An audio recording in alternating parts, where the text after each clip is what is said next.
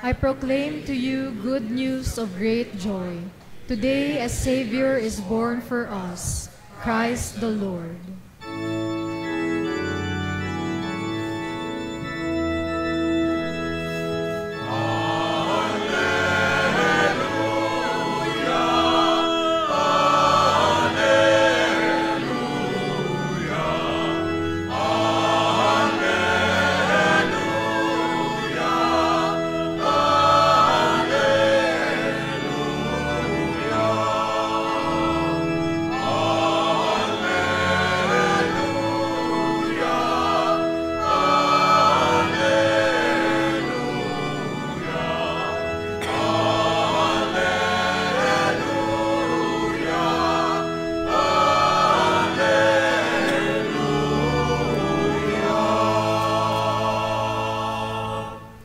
The Lord be with you. And with your spirit. A reading from the Holy Gospel according to Luke. Glory to you, O Lord.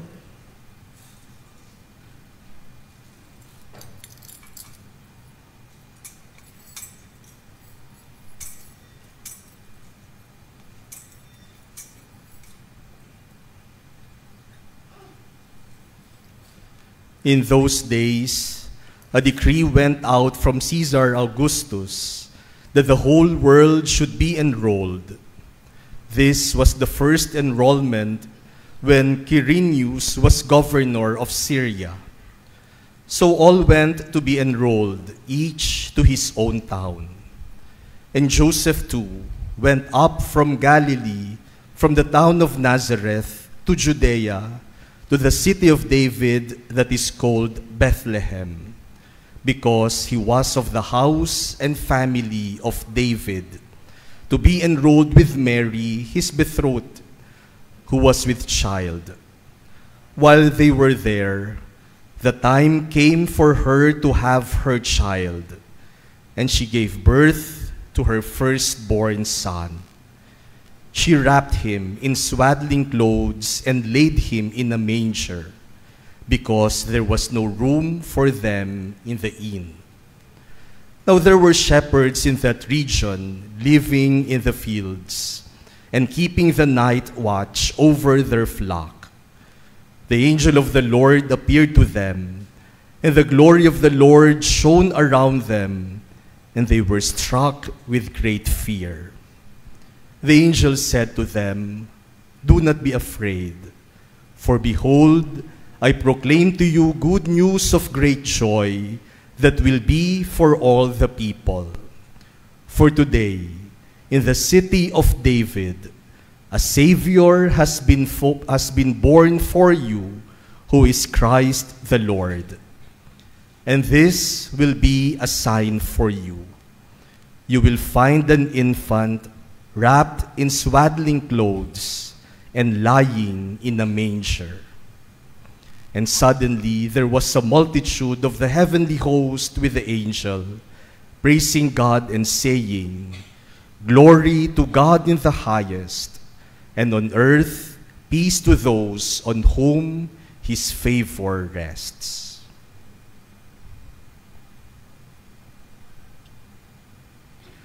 The Gospel of the Lord. Praise to you, Lord Jesus Christ.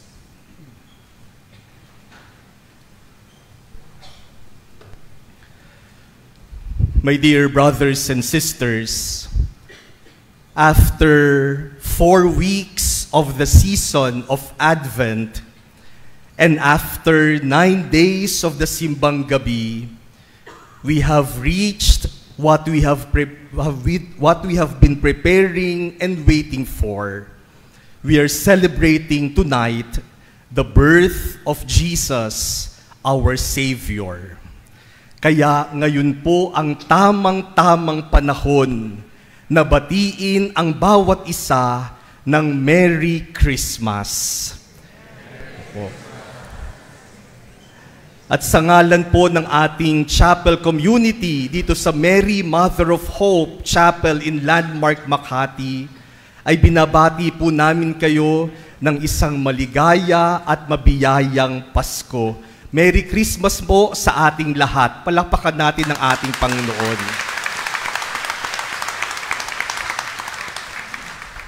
Alam niyo po, may nagsabi sa akin na sa panahon daw ngayon, nakakatakot ng batiin ng Merry Christmas. Pag binati ka ng Merry Christmas, iniisip mo, ano kaya ang ibig sabihin nito? Namamasko ba ito? Alam niyo po ba kung saan nanggaling yung salitang Pasko? Yung salitang Pasko ay nanggaling sa dalawang salita, Pas, ako. Kaya pag may namasko sa inyo, sabihin nyo, maligayang Pasko, Pas, ako. Meron naman nagsabi na sa panahon daw ngayon, Kapaskuhan, maraming bumabait. Yung mga magkakaaway, natututong patawarin ang bawat isa. Sabi nung isang tao, lahat nga ngayon pinapatawad ko. Kahit yung mga namamasko at nagkakaroling. Patawad muna ang sinasabi ko. Yan, magpatawaran po tayo. My dear brothers and sisters, in 8 hours from now, which is 2 o'clock in the morning here in the Philippines, and 7 o'clock in the morning in Rome, Pope Francis will open the Jubilee door of St. Peter's Basilica at the Vatican to usher the whole church into the ordinary Jubilee year of 2025. Kaya po, paggising pa kayo mamaya, mga 2 o'clock in the morning, samahan po natin si Pope Francis sa pagbubukas ng Jubilee year 2025, the Jubilee year of hope. And it is very fitting that we enter into the Jubilee year of hope on this very night when we celebrate an event that gave so much hope to the world. No other event in human history has given so much hope to all of us and to the whole world than the birth of the Son of God. And so, this night, we will enter into that hope. Because Christmas is all about a God who loves us so much that He wants to give us hope. And so He gives His Son, Jesus, to be our only and sure hope. Ang Pasko ay walang iba kundi ang pagbibigay ng Diyos ng pag-asa sa ating lahat. At ang pag-asang yan ay matatagpuan natin sa Kanyang bugtong na anak na si Jesus. That open door symbolizes the hope given to us by Jesus. Yung mga bukas na pintuan, kapag binubuksan ng pintuan sa atin, tanda yan ng pag-asa. Don't you find that ironic? That Jesus opens the door for all of us to give us hope. And yet on the very night He was born, there were no open doors for Him. Pero ngayon, binubuksan ng pintuang ito para bigyan ang bawat isa sa atin ng pag-asa. And we all know that God gives us hope.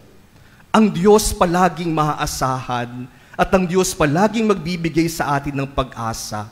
But what we did not expect was that this hope will come from a baby. Alam ng buong mundo na ang Diyos magbibigay ng pag-asa, pero ang hindi inaasahan ng mundo, ang pag-asang ito ay manggagaling sa isang sanggol. As the angel told the shepherds in our gospel today, today in the city of David, a Savior has been born for you who is Christ and the Lord. Sasabihin ng mga shepherds, inaasahan namin yan. Inaasahan namin darating talaga yung tagapagligtas. But what they did not expect were the next words of the angel. This will be thus a sign for you. you will find an infant wrapped in swaddling clothes and lying in a manger. The Savior, the Lord, the hope of the world, is a small baby wrapped in swaddling clothes, lying in the manger. Siguro sabi ng mga shepherds, talaga lang, magbibigay ang Diyos ng pag-asa, sanggol, nakalampin, nakahiga sa sabsaban. Yan na ang pag-asang ibibigay ng Diyos sa atin. Sino ang aasa sa isang bata? Sino ang aasa sa isang maliit at mahinang sanggol? In our first reading today, the Lord, through the prophet Isaiah, promises His people, the people who walked in darkness have seen a great light. Upon those who dwelt in the land of gloom, a light has shone. And yet this light will come from a child. A child is born to us. A son is given us. Upon his shoulder dominion rests. They name him Wonder Counselor, God Hero, Father forever, Prince of Peace. Sino ang aasa sa isang nakalampin lang? Karaniwan aasa tayo doon sa magaganda ang damit, maayos ang itsura, yung mga malakas at makapangyarihan. Sino ang aasa sa nakahiga sa sabsaban? Aasa tayo doon sa mga may posisyon at mayayaman. And yet, the hope that God gives us is a child, an infant wrapped in swaddling clothes, lying in a manger. And St. Paul in our second reading today tells us that this baby, Jesus, will deliver us from our sins. He is the hope of the world. You know, my dear brothers and sisters, it is through God's humility that He gave hope to all of us. Because only those who are humble can give hope. Sa pamamagitan ng pagpapakumbaba ng Diyos, nagbigay siya ng pag-asa sa ating lahat. Ang pag-asa natin matatagpuan sa isang sanggol, nakabalot ng lampin, nakahiga sa sabsaban. Sa mundo po natin, na ang kalakaran ay pataasan at pagalingan, dumating si Jesus at nagkatawang tao, nagpakababa, upang sabihin sa atin na kahit hindi ka malakas at kahit hindi ka magaling, huwag kang mawalan ng pag-asa, kasi ang pag-asa ng mundo nakikita sa mahihina at mabababa. Sa mundo na ang kalakaran ay pataasan, pagalingan, unahan, agawan sa kapangyarihan, dumating si Jesus bilang maliit at mahinang sanggol para sabihin sa atin, kung mahina ka, may pag-asa ka pa din. Dahil ang pag-asa ng mundo nakikita sa maliliit at mahihina. Sa mundo natin ngayon na ang kalakaran ay yung magandang image, magandang forma, magandang brand, dumating si Jesus na nakalampin lang para sabihin sa atin, kung simple lang ang buhay mo, huwag kang mawalan ng pag-asa. Kung ngayong Pasko wala kang bagong damit, huwag kang mawalan ng pag-asa. Si Jesus din, walang bagong damit noong unang Pasko.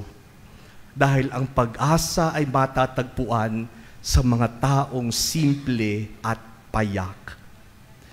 Sa mundo natin ngayon na palakihan ng bahay, padamihan ng pera, padamihan ng ari-arian, investments, properties, dumating si Jesus na nakahiga sa isang sabsaban para sabihin sa atin, kung walang-wala ka, huwag kang mawalan ng pag-asa dahil ang mga nagbibigay ng pag-asa ay yung mga walang-wala at nagtitiwala sa Diyos. My dear brothers and sisters, people who are proud and arrogant, people who only think highly of themselves, and people who depend so much on power, money, popularity, will never give hope. These kind of people will destroy our hope. At nakikita po natin yan sa ating lipunan ngayon. Yung mga tao na nakadepende sa kayamanan, sa posisyon, sa kapangyarihan nila, hindi ba pag pinapakinggan natin sila, nakakawala ng pag-asa? Sino ang magbibigay sa atin ng pag-asa? Yung mga taong mapagpakumbaba. Those who are humble give hope. And so let us strive to be humble like Jesus so that we can also give hope to the world. Alam niyo po, kahapon, pumunta ako sa Quiapo Church. Dinalaw ko po yung dati nating chaplain na ngayon ay Bishop-elect of the Diocese of Balanga, si Father June Sescon. Huwag pong mag-alala yung mga taga-landmark, hindi po ako ang papalit sa Quiapo. Pinag-usapan namin ang mga preparations para sa kanyang installation. At ang Quiapo Church ay malapit sa puso ko. Kasi nung pong ako'y bagong pari, for almost 8 years, every Friday morning at 5 o'clock, nagmimisa ako sa Quiapo. 5 o'clock in the morning, every Friday. Sa katunayan po, yung 5 o'clock is already the second Mass. Every Friday, ang first Mass sa Quiapo ay 4 o'clock in the morning. Tuwing Biyernes, simbang gabi sa Quiapo. 4:00 pa lang, nagmimisa na. And for those 8 years, I have really tried my best to be there every Friday at 5 o'clock in the morning. May mga Biyernes na talaga namang parang tinatamad ako.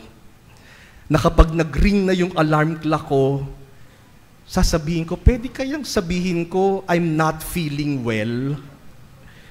Pwede kayang sabihin ko, iba na lang ang magmisa para makatulog pa ako? Pero alam niyo kapag naaalala ko yung mga taong nagsisimba ng ganun kaaga, yung iba galing pa sa mga probinsya, umaalis ng 2 o'clock, 3 o'clock in the morning, makaabot lang ng 5 o'clock sa Quiapo Church. Kapag naisip ko sila, napapabalikwas talaga ako sa kama ko, sa hiya. Yung mga magsisimba, ang aga-aga pa nagbabiyahe na, yung paring magmimisa, humihilik pa. Tapos tatamarin pa. Kaya sabi ko, sige, pupunta ako sa Quiapo Church. And you know, every time I feel hopeless, every time I am despairing, I go to Quiapo Church because there I see people full of hope. Yung mga taong pumupunta sa Quiapo, punong-puno ng pag-asa. Minsan nahihiya ako sa sarili ko na ako nawawala na ng pag-asa, pero simple lang naman yung pinoproblema ko. Pero sila, punong-puno ng pag-asa, pero yung problema nila, matter of life and death. Matter of survival. At sila pa yung magsasabing, hindi, may pag-asa tayo sa poong Jesus Nazareno. Yung mga tao talagang mabababa, maliliit, mahihina, sila talaga ang pagmumulan ng ating pag-asa. like that little baby, wrapped in swaddling clothes, lying in a manger. So next time that you lose hope, kapag nawalan po kayo ng pag-asa, huwag kayong pumunta sa mga makapangyarihan, sa mayaman, sa politiko, lalo lang kayo mawawalan ng pag-asa dyan. Pumunta kayo sa mga mabababa, mahihina, sa mga walang-wala, and they will teach you what hope in God is all about. Last September, Father Cali and I, Father Cali was my former vice rector at the Manila Cathedral, we published a book entitled, Lord, Is There Hope for Me? Yan, naisingit ko ang promotion ng libro sa homily ko ngayon. Lord, is there hope for me? This is our question. Lord, is there hope? Is there hope for me? Is there hope for my family, for my children? Is there hope for our country? Is there hope for the whole world? May pag-asa ba tayo? At may pag-asa pa ba ako? Tonight, my dear brothers and sisters, let us look at the baby wrapped in swaddling clothes and lying in the manger. Let us ask him, Lord, is there hope for me? Is there hope for us? And let the baby in the manger tell you, will I be born if there is none?